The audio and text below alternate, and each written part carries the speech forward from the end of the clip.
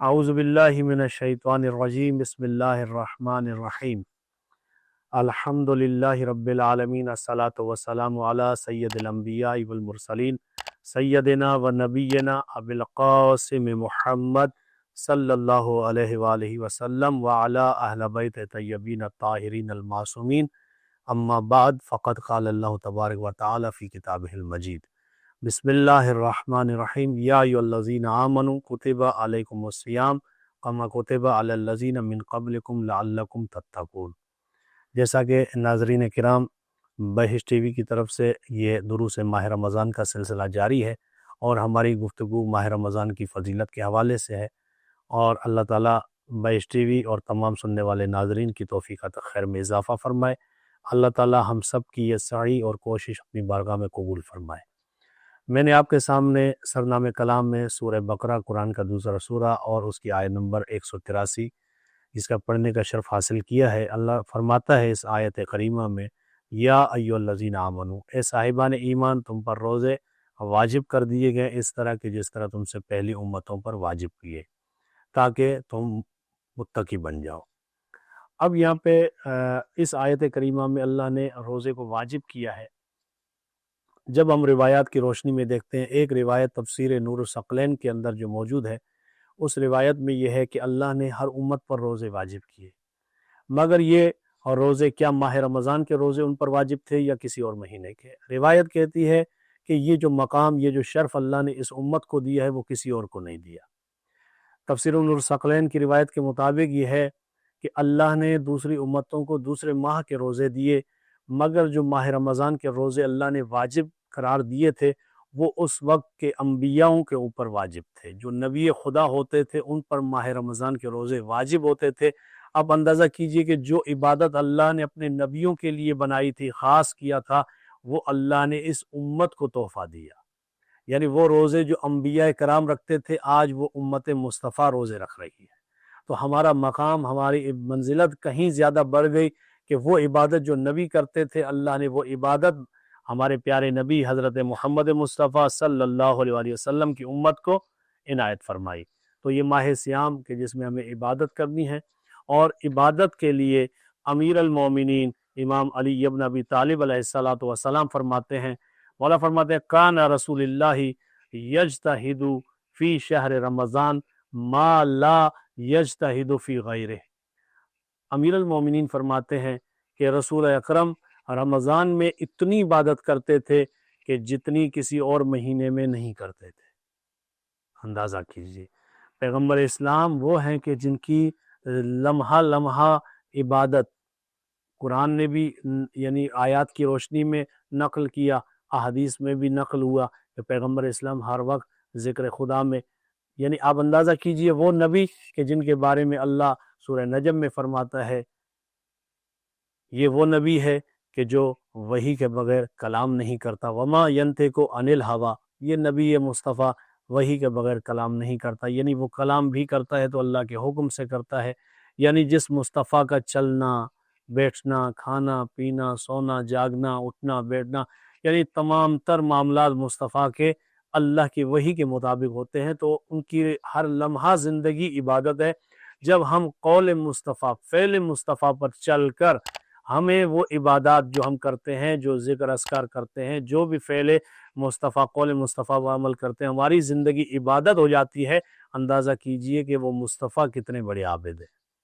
مگر مولا فرماتے ہیں کہ رسول اللہ کی کیفیت ماہ رمضان میں کچھ اور ہوتی ہے۔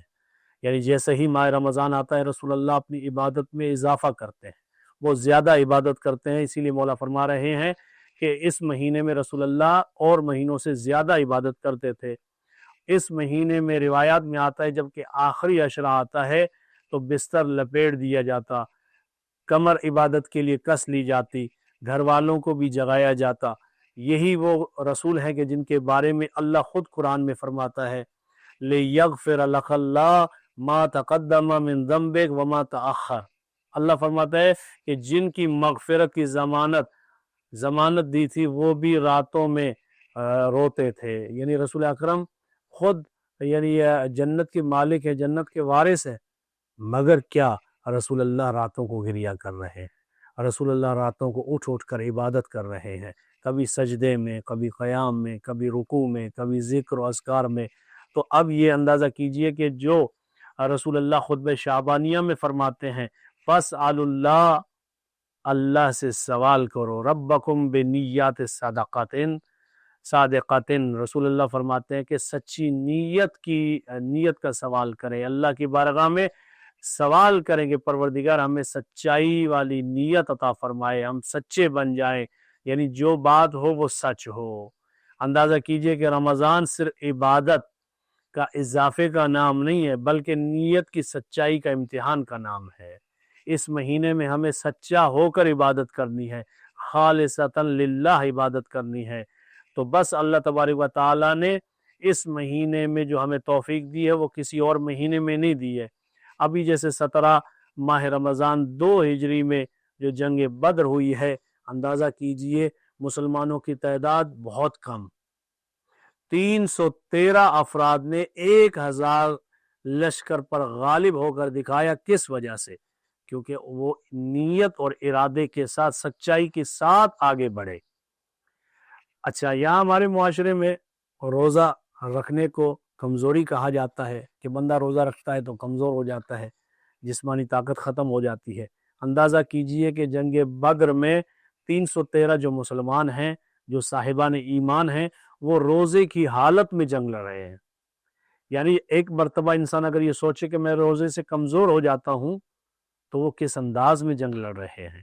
اور وہ جنگ بھی ایسی جنگ ہے کہ جس کے بارے میں سورہ آل عمران میں پروردگار عالم آیت نمبر 123 میں ارشاد فرماتا ہے وَلَقَدْ نَصَرَكُمُ اللَّهُ بِبَدْرٍ وَأَنْتُمْ أَذِلَّةٌ۔ اللہ فرما رہا ہے، اللہ فرماتا ہے کہ ہم نے تمہاری مدد کی جنگ بدر میں جبکہ تم کمزور تھے۔ یعنی 313 کے مقابلے میں 1000 لشکر، یقیناً 1000 لشکر زیادہ ہے۔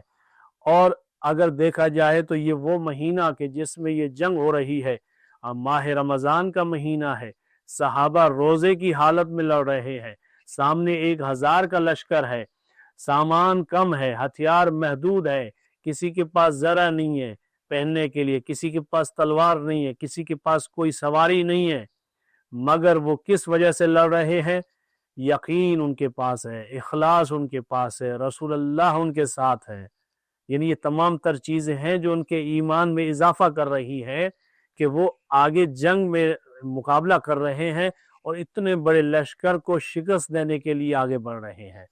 اور اسی لیے پیغمبر اسلام فرماتے ہیں اللہم انا تہلک ھذہ العصابہ لا تعبد۔ پیغمبر نے جنگ بدر میں یہ جملے ارشاد فرمائے، اس رات کو یہ دعا کی پروردگار سے۔ کیا دعا کی؟ پروردگار اگر یہ جماعت ہلاک ہو گئی تو زمین پر تیری عبادت کرنے والا کوئی باقی نہیں بچے گا۔ یعنی اگر یہ 313 افراد 1000 کے مقابلے میں اگر شکست کھا گئے، ہار گئے اور اگر یہ ختم ہو گئے، اس کے بعد روئے زمین پر کوئی عبادت کرنے والا نہیں ہوگا۔ تو پروردگار عالم نے غیبی مدد بھیجی اور اللہ نے ان مسلمانوں کو طاقت اور قوت بخشی کہ جس کے ذریعے وہ اسلام کی جنگ فتح ہوئی۔ اور یہ وہ جنگ تھی جو ماہ رمضان میں ہوئی۔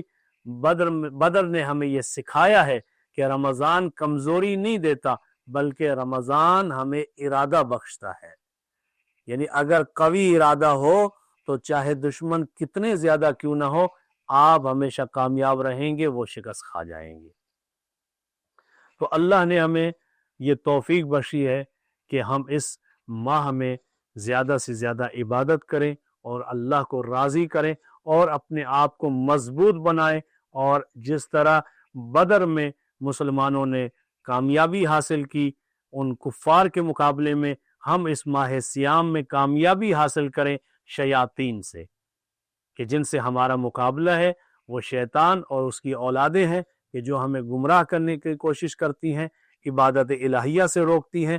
جس طرح انہوں نے رسول اور اہل البیت کے ساتھ مل کر ان کفاری طاقتوں کا مقابلہ کیا اور کامیاب ہوئے، یقیناً ہم قرآن اور اہل البیت کا دامن پکڑ کر اس مہینے میں عبادت الہیہ کر کے یقیناً ہم کامیاب ہو جائیں گے اور یہ ابلیس، یہ شیطان، اس کے پیروکار یقیناً شکست کھا جائیں گے۔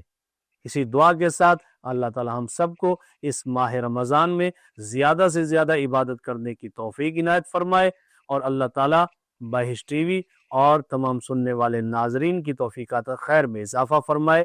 والسلام علیکم ورحمۃ اللہ۔